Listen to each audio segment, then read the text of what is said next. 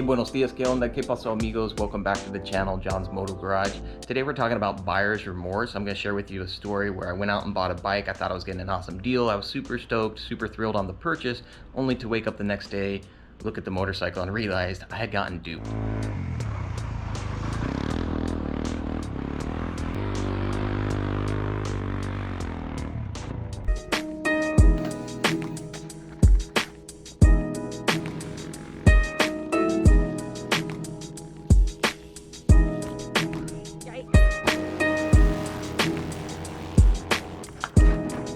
One of the biggest concerns when buying a used vehicle is, are you gonna get screwed? Is the seller not gonna disclose something? Are you gonna miss something on the inspection and ultimately get a bad deal and have to deal with buyer's remorse? So hopefully you guys can learn from my experience. I'll go over what the motorcycle was, how much I paid for it, how much I ended up selling it for, was I able to make money, did I take a loss? And then of course we'll go over what are the lessons to be learned, what's the takeaway, so that hopefully you guys can not learn the hard way. And if you're new to the channel, thank you for tuning in, and thanks to the regular viewers as well. My name's John. I have a blast buying, riding, selling motorcycles, just having fun on two wheels. And that's what we do here on John's Moto Garage. If you dig it, be sure to like and subscribe. The support is much appreciated. All right, without further ado, let's jump into it. A few years back, I bought a 2013 Harley Davidson Road Glide. I'm a big fan of the Road Glide. It's got the fixed fairing.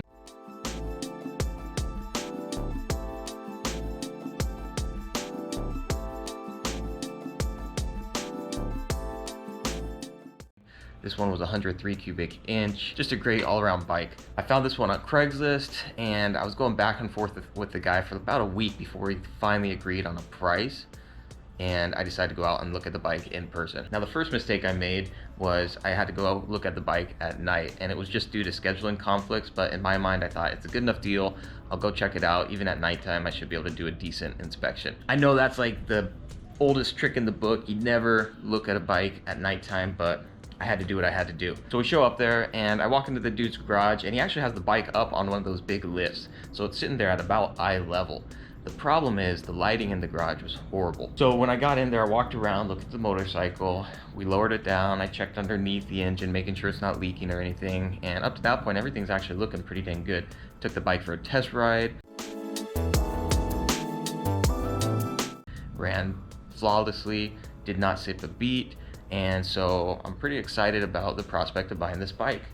I get back there, do one more walk around inspection, and everything's looking good. I feel pretty good about the deal. I hand over the cash, he gives me the title, and I actually rode the bike home. Again, the ride home was perfect, radio's working great, brakes are solid, everything seems to be operating as it should.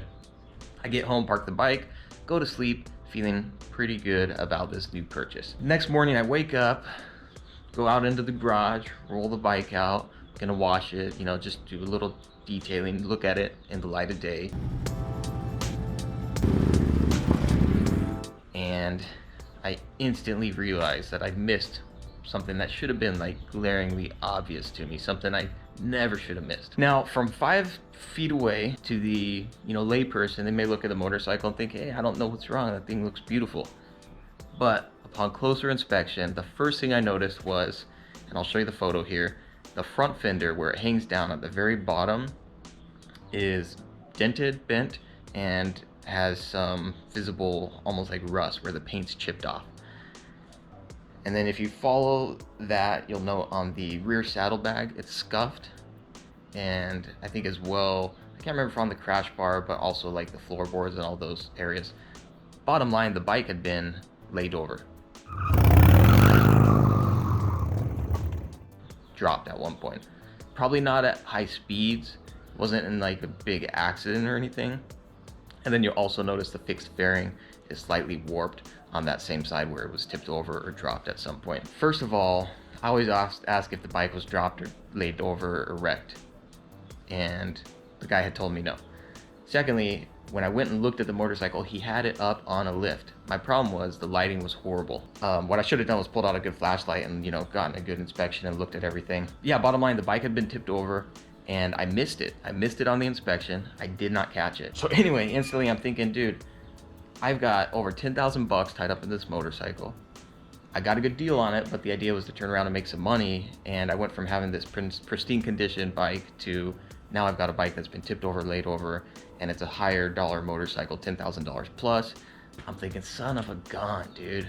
I'm either gonna lose money or barely break even. Like, what a pain in the butt. And I have to admit, I'm always a little disappointed when that happens and you realize that the seller did not disclose something that they clearly knew about. I mean, there's no way he owned that motorcycle, whether or not he's the one who dropped it. There's no way you owned the bike and didn't know that it had those cosmetic issues. But again, that's as much on me for not doing my thorough inspection. To his credit, the dude had it up on a lift. So you're probably wondering, did I lose money on it? You know, what ended up happening? So I listed the bike for sale and I took all these photos, same pictures I'm showing you guys. I took the photos and I included in the description details on the blemishes.